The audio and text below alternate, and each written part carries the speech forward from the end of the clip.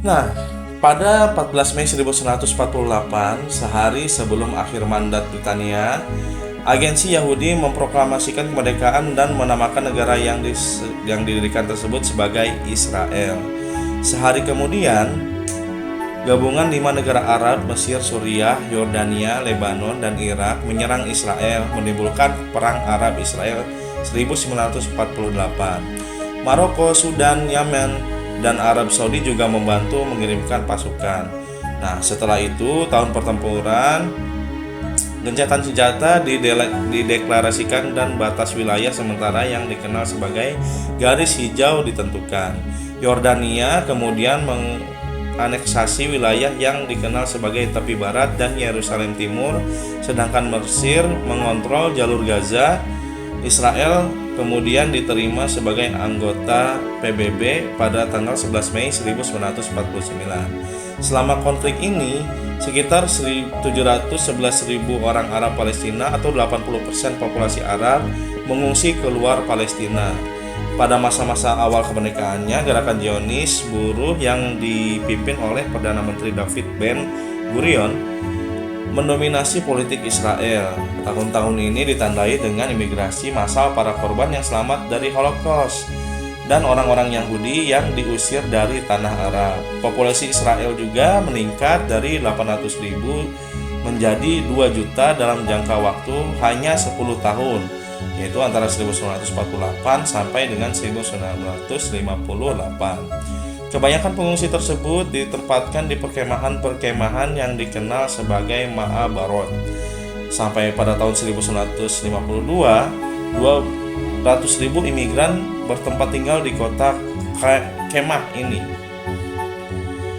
Adanya desakan untuk menyelesaikan krisis ini memaksa Ben Gurion menandatangani perjanjian antara Jerman Barat dengan Israel. Perjanjian ini menimbulkan protes besar kaum Yahudi yang tidak setuju Israel berhubungan dengan Jerman karena mempunyai sejarah yang tidak mengenakan, itu ya, pembantaian kaum Yahudi atau Holocaust di Jerman pada masa lampau. Selama tahun 1950-an, Israel terus-menerus diserang oleh militan Palestina yang kebanyakan berasal dari jalur Gaza yang diduduki oleh Mesir. Pada tahun 1956, Israel bergabung ke dalam sebuah aliansi rahasia bersama dengan Britania Raya dan Prancis yang bertujuan untuk merebut kembali terusan Suez yang sebelumnya telah dinasionalisasi oleh Mesir. Lihat krisis Suez. Walaupun berhasil merebut semenanjung Sinai, Israel dipaksa untuk mundur atas tekanan dari Amerika Serikat dan Uni Soviet sebagai ganti atas jaminan hak pelayaran Israel di Laut Merah dan terusan Suez. Pada pemulaannya dekade selanjutnya, Israel berhasil menangkap dan mengadili Adolf Eichmann, seorang penggagas utama solusi akhir yang bersembunyi di Argentina. Peradilan ini memiliki pengaruh yang kuat terhadap kepedulian publik terhadap Holocaust. Dan sampai sekarang, Eichmann merupakan satu-satunya orang yang dieksekusi oleh Israel.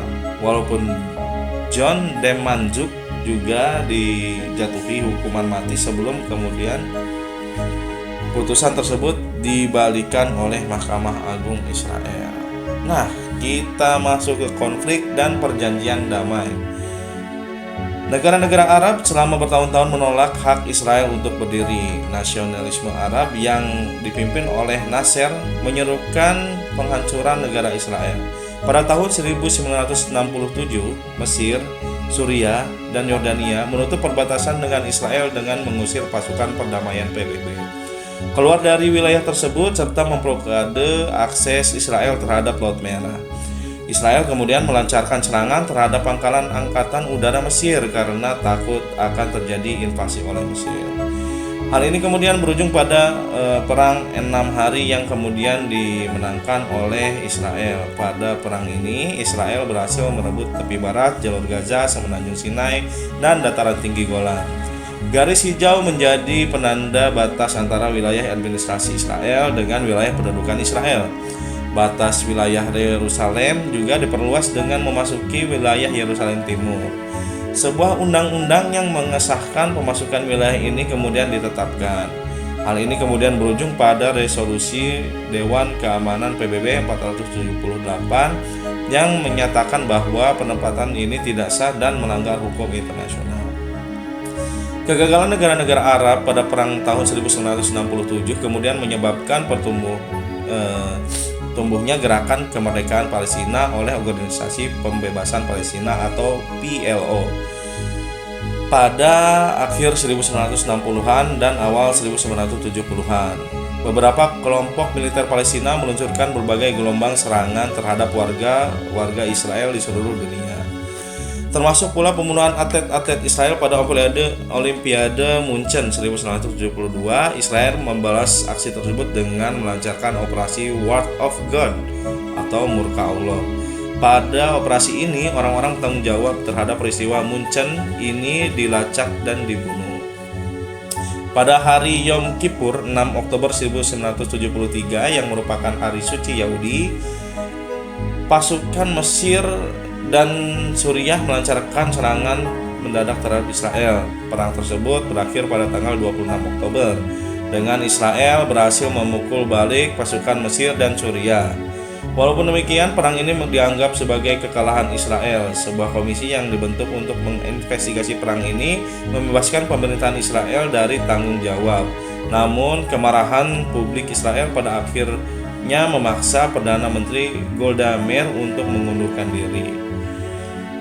Pemilihan Senat 1977 menandai terjadinya titik balik dalam sejarah berpolitikan Israel. Pada pemilihan ini, Menachem Begin yang berasal dari Partai Likud mengambil alih kontrol pemerintahan dari Partai Buruh Israel. Pada tahun ini pula, Presiden Mesir Anwar el-Sadat melakukan kunjungan ke Israel dan mengucapkan pidato di depan Senat. Aksi ini dilihat sebagai pengakuan kedaulatan Israel yang pertama oleh negara Arab. 2 tahun kemudian, Sadat dan Menachem Begin menandatangani persetujuan Camp David dan perjanjian damai Israel-Mesir. Israel menarik mundur pasukannya dari semenanjung Sinai dan setuju untuk bernegosiasi membahas otonomi warga Palestina yang berada di jalur Garis Hijau. Namun, rencana tersebut tidak pernah diimplementasikan. Pemerintahan Begin mendukung warga Israel untuk bermukim di tepi barat, mengakibatkan konflik dengan warga Palestina di daerah tersebut. Pada tanggal 7 Juni 1981, Israel membombardir reaktor nuklir Osirak milik Irak dan Opera Badan Intelijen Israel Mossad mencurigai reaktor nuklir tersebut akan digunakan untuk Irak untuk mengembangkan senjata nuklir. Pada tahun 1982, Israel melakukan intervensi pada Perang Saudara Lebanon untuk menghancurkan basis-basis serangan organisasi pembebasan Palestina di Israel Utara. Intervensi ini kemudian berkembang menjadi Perang Lebanon pertama. Israel menarik pasukannya dari Lebanon pada tahun 1986, Intifada pertama yang merupakan perlawanan rakyat Palestina terhadap pemerintahan Israel. Terjadi pada tahun 1987, menyebabkan terjadinya kekerasan di daerah pendudukan Israel. Selama 6 tahun berikutnya, lebih dari 1.000 orang tewas, kebanyakan merupakan korban kekerasan internal warga Palestina. Selama Perang Teluk 1991, PLO dan kebanyakan warga Palestina mendukung Saddam Hussein dan Irak dalam melancarkan serangan misil terhadap Israel. Pada tahun 1992, Yitzhak Rabin menjadi Perdana Menteri Israel setelah memenangkan pemilihan umum legislatif 1992. Yitzhak Rabin dan partainya mendukung adanya kompromi dengan tetangga-tetangga Israel. Setahun kemudian, Shimon Peres, Mahmud Abbas sebagai wakil Israel dan PLO menandatangani persetujuan Oslo. Persetujuan ini memberikan Otoritas Nasional Palestina hak untuk memerintah di tepi barat dan jalur Gaza. Selain itu juga dinyatakan pula pengakuan hak Israel untuk berdiri dan menyerukan berakhirnya terorisme. Pada tahun 1994, perjanjian damai Israel-Yordania ditandatangani, membuat Yordania menjadi negara Arab kedua yang melakukan normalisasi hubungan dengan Israel. Dukungan publik Arab terhadap persetujuan ini menurun setelah terjadinya peristiwa pembantaian umat muslim yang sedang bersembayang di Masjid Ibrahim oleh sekelompok ekstremis gerakan Quds. Selain itu, pemukiman warga Israel di daerah penduduk yang masih berlanjut serta menurunnya kondisi ekonomi Palestina juga menurunkan dukungan publik Arab. Dukungan publik Israel terhadap persetujuan ini juga berkurang setelah terjadinya rentetan kasus bom bunuh diri yang dilakukan oleh Hamas. Pembunuhan Yitzhak Rabin yang dilakukan oleh ekstremis Yahudi ketika ia sedang meninggalkan sebuah pawai yang mendukung perdamaian dengan Palestina mengejutkan seluruh negeri. Pada akhir tahun 1990-an, Israel yang dipimpin oleh Benjamin Netanyahu menarik mundur pasukannya dari Hebron dan menandatangani Memorandum Sungai W.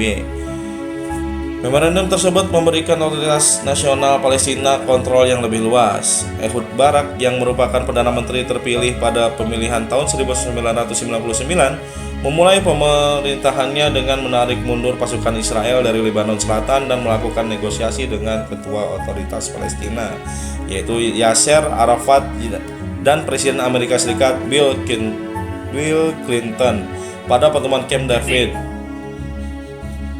bulan Juli tahun 2000. Dalam pertemuan itu Barak menawarkan rencana pendirian negara Palestina, namun Yasser Arafat menolak tawaran tersebut. Setelah negosiasi gagal, Intifada kedua dimulai. Ariel Sharon menjadi Perdana Menteri Israel yang baru setelah menandatangani pemilihan tahun 2001 pada masa pemerintahannya. Sharon secara sepihak menarik mundur pasukan Israel dari jalur Gaza dan membangun dinding pemisah di perbatasan tepi barat. Pada tahun 2006 bulan Januari, setelah Ariel Sharon menderita stroke berat dan berada dalam keadaan koma, kekuasaannya digantikan oleh Ehud Olmert. Ke perkembangan terkini, pada bulan Juli 2006, serangan Hizbullah ke Israel Utara beserta penculikan 2 tentara Israel memicu terjadinya Perang Lebanon kedua. Peperangan ini diakhiri dengan gencatan senjata yang disponsori oleh Dewan Keamanan PBB dengan mengeluarkan resolusi PBB 1701. Pada akhir Desember 2008, gencatan senjata antara Hamas dengan Israel berakhir setelah adanya serangan roket yang diluncurkan oleh Hamas. Israel merespons serangan tersebut dengan serangan udara pada tanggal 3 Januari 2009. Pasukan Israel memasuki kota Gaza dan memulai serangan darat. Pada tanggal 17 Januari 2009, Israel mengumumkan gencatan senjata secara sepihak dengan syarat dihentikannya serangan roket dan mortir. Hal ini kemudian diikuti oleh Hamas yang juga mengumumkan gencatan senjata dengan syarat ditariknya pasukan Israel dari Gaza serta dibukakannya kembali perbatasan. Ya, itu dia guys, sejarah konfliknya gitu. Sampai tahun ini gitu, di tahun 2023 konflik itu masih berjalan guys, masih berlangsung, belum ada penyelesaian konkret, dan semoga nanti sudah selesai ya. Yang terakhir sih pada tanggal 7 Oktober itu Hamas melakukan penyerangan kepada pihak Israel. Itu Hamas mengklaim karena itu untuk pembalasan atas apa yang terjadi di Masjid Al-Aqsa dan apa yang pasukan Israel atau polisi Israel lakukan kepada warga Palestina, dan kemudian juga meluasnya pemukiman ilegal Israel. Nah, itu alasan dari Hamas. Oke, ini baru dari perspektif maksudnya dari sisi Israelnya ya. Nah, di next video rencananya Bandi mau menggali atau mengulik dari sisi Palestinanya. Seperti apa? Daripada penasaran, nanti tunggu ya. Makanya ikuti semua video-video Bang Di. Nanti Bang Di akan lanjutkan ceritanya lagi. Oke. Jangan lupa subscribe, komen, dan like. Jaga kesehatan selalu supaya dapat mengikuti video Bang Di. Assalamualaikum warahmatullahi wabarakatuh.